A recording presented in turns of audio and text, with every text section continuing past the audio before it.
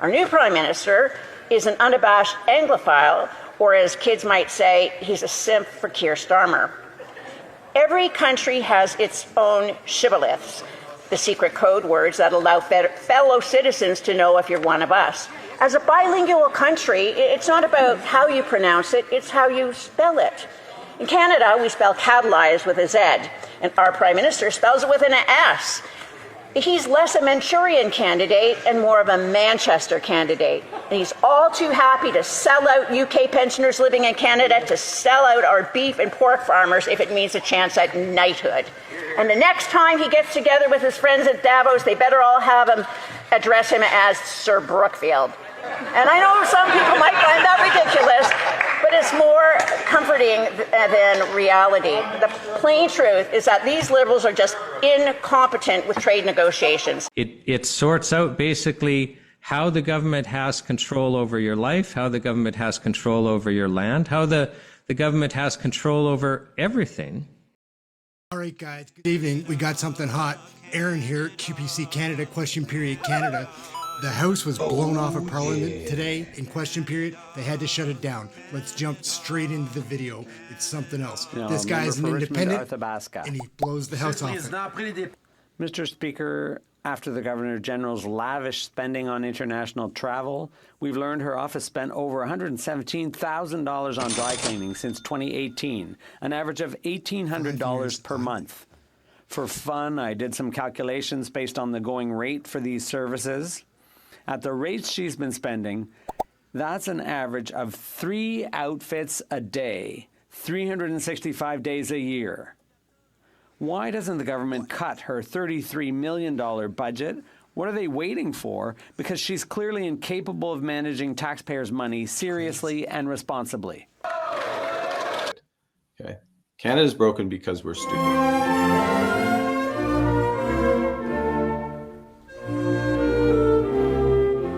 Dear Canadians, this past year, I witnessed extraordinary solidarity unfold across our country in the unity of communities affected by wildfires, in your unprecedented economic cooperation, and in the revitalization of Indigenous cultures and languages. In 2025, I saw Canada as a nation that is courageous, inclusive, and committed to building peace. And through it all, a resounding sense of national pride, like when the entire country rallied behind our Toronto Blue Jays. The new year promises more wonderful opportunities to strengthen the bonds that unite us. I want to thank Canadians across the country for their many kind messages and well wishes while I was in the hospital in the fall. And I wish each and every one of you joy, health, peace, and a happy new year.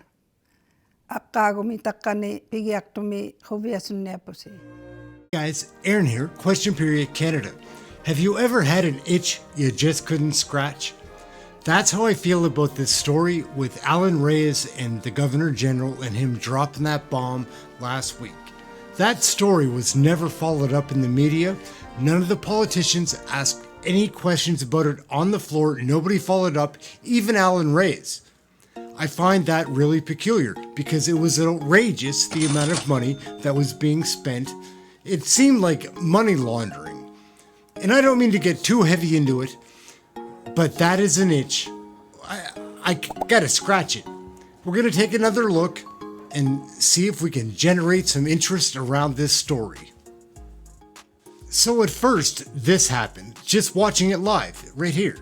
This is all that happened. We were watching it live and caught us by surprise. Here it is. Wound up. Today he seems to be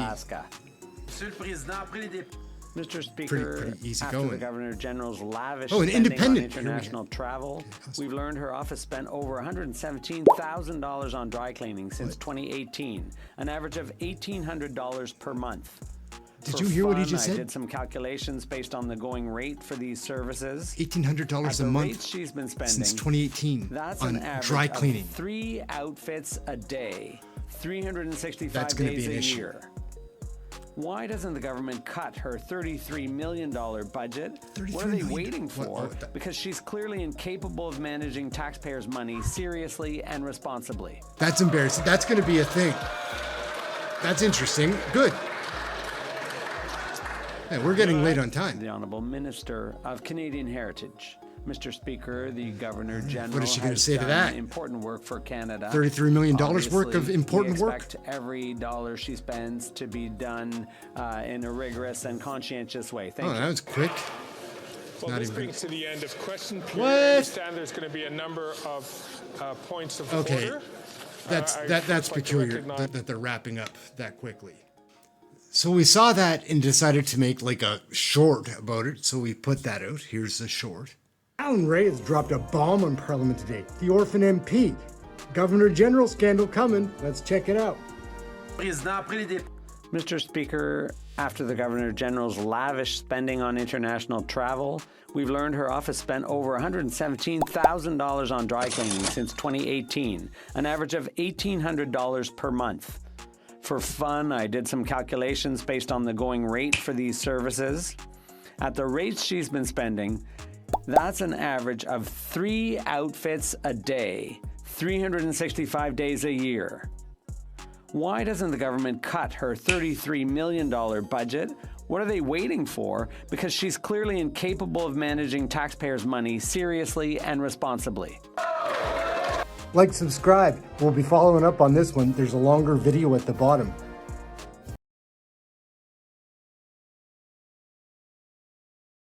Learning and sharing with you the things that I see and learn about Canadian federal politics. Like, share, subscribe. This is going to be very informative.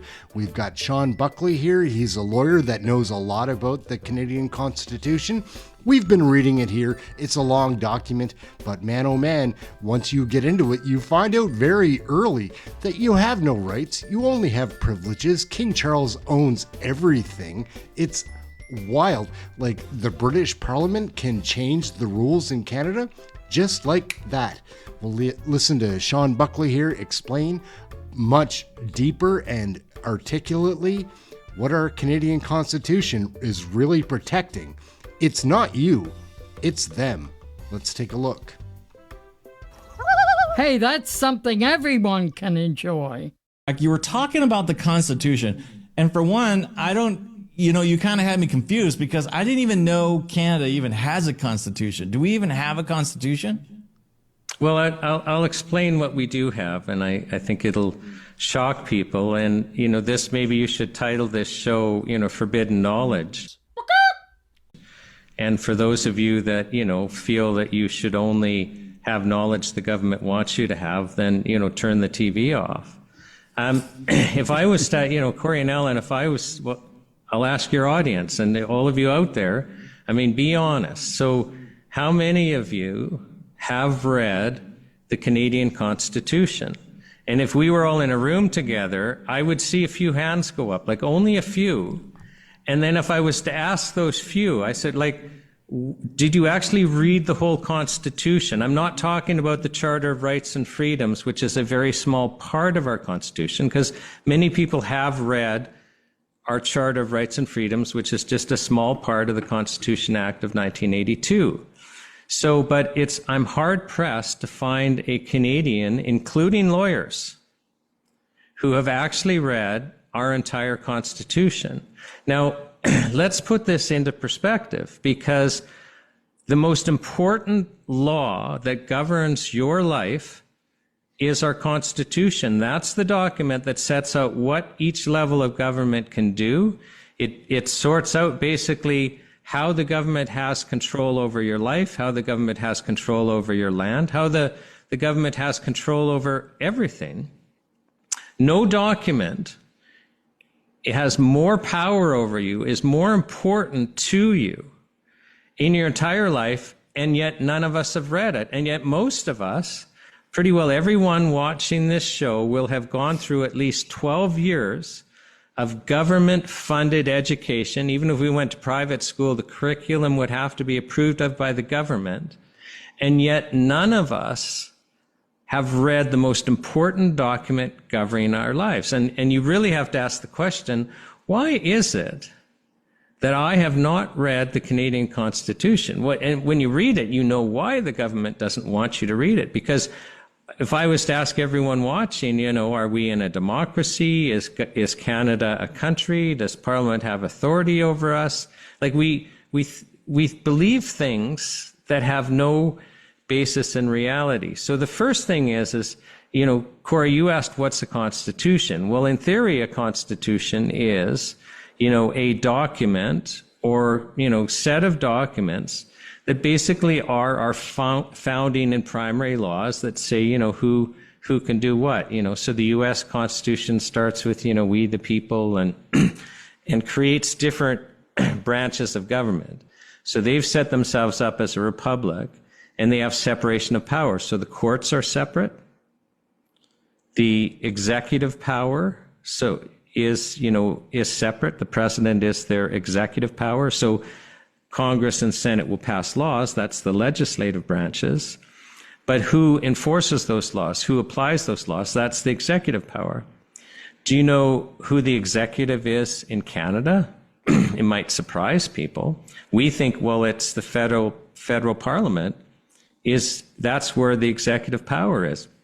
But according to our Constitution, the main part of which is the British North America Act of 1867, the king is our executive. Okay, the king of England, King Charles is our executive. Now, King Charles, to kind of exercise his executive power, has a committee that our Constitution establishes to advise His Majesty's government in Canada, the Privy Council Office. Has anyone watching this even heard of the Privy Council Office?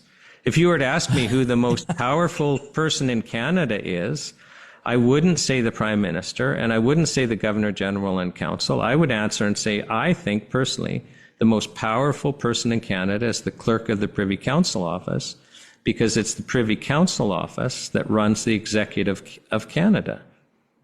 And most of you haven't even heard of this office. I don't even know who that is. Now, the federal cabinet, the ministers, so the prime minister and the ministers, while they're sitting as cabinet ministers, are members of the Privy Council Office, but the Privy Council Office is made up of a whole bunch of people appointed by the king that are not elected representatives, who just continue through. If Parliament passes a law, it's not law unless the Governor in General signs it. Now, the Governor in General is appointed by the king and is the king's representative. Do you know our members of Parliament, they swear an oath of allegiance to the king. They don't swear an oath of allegiance to the Constitution. And why would they? They don't swear an oath of allegiance to you and I. They swear an oath of allegiance to the king. Our judges swear an oath of allegiance to the king. So, and do you know even our Constitution itself is a collection of British statutes? Now let that sink in for a minute. So the Parliament in the United Kingdom, sitting in London, passes a law. So, the first part of our Constitution Act is called the British North America Act of 1867. It's a statute passed by the British Parliament. The second biggest part of our Constitution is the Constitution Act of 1982, which is a statute of the British Parliament. There's been a whole bunch of little amendments along the way. They're all statutes of the British Parliament or orders in council of the British Cabinet. So here we think we're a country, but our whole Constitution are British statutes that the United Kingdom Parliament can repeal, can amend. In fact, our Constitution doesn't allow us to do things that go against the UK Parliament. Most of us understand, let's say, provinces have certain powers, and the provinces grant cities and other smaller entities like townships and municipalities certain powers. And the provincial government decides what powers it's going to allocate. And the provincial government changes that from time to time. The provincial government can take them all back.